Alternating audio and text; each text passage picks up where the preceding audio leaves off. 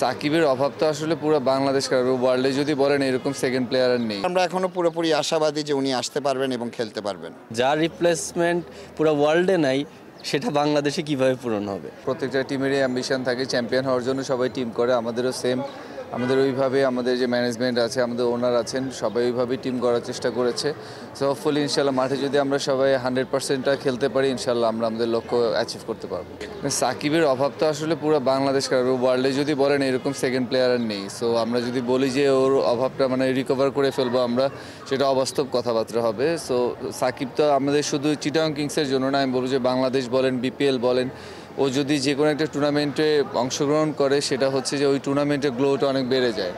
So আমি অবশ্যই বলবো যে যা সিচুয়েশান চলছে সব কিছু ওভারকাম করবে এবং ওভারকাম করে সাকিব যাতে বিপিএলে খেলতে পারে, আমি সেটাই দেখতে চাচ্ছি আর কি। চিটাগং কিংস এর আগেও আমি ছিলাম, ডিফেন্স অনেক কিছু চেষ্টা করে সামির ভাই, তো এটাও আপনারা দেখতে পাচ্ছেন।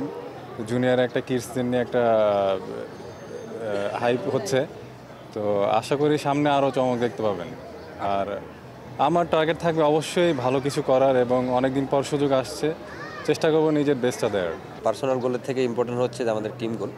তো আমি আশা করি আমাদের টিম এবার বিপলে খুবই ভালো খেলবে, এবং ওভারঅল টিমের যে ব্যালেন্স টিমটা হয়েছে, আপনার ইয়াং থেকে শুরু করে আপনার সিনিয়র ক্যাম্পেইন সবাই ইনশাল্লাহ আমরা ভালো ডেলিভার করব, এবং হোপফুলি টিমও খুব ভালো ডেলিভার করবে। বিপিএল তো বাংলাদেশে এমন একটা ফরম্যাট বা এমন একটা প্ল্যাটফর্ম যেখানে আপনি পারফর্ম করতে পারলে আপনার ন্যাশনাল টিমের দরজা খুলে, কিংবা ন্যাশনাল টিমে যারা খেলতেছে তাদের জন্য একটা খুব ভালো প্ল্যাটফর্ম বিপিএল, ভালো খেলার জন্য বা ভালো সুযোগ তৈরি করার জন্য। তো আমারও এরকমই টার্গেট থাকবে এবার বিপিএলে, যেন আমি খুব ভালো খেলি, এমনকি আমি ভালো খেলে নিজেও ভালো করতে পারি, টিমের জন্য ভালো খেলতে পারি। তো হোপফুলি এরকম একটা টার্গেট থাকবে। আমার কাছে মনে হয় যে কোনো টিম করতে সিনিয়র এবং জুনিয়রের একটা কম্বিনেশন দরকার হয়, যেটা আমাদের মধ্যে খুব ভালো।